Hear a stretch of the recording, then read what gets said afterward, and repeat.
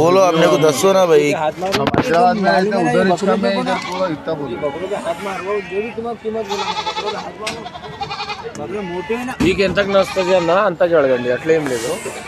నాకు 4000 కావాలి ఒకటి. 4000 ఒకటి ఇట్లా అడగాల దేనికైనా.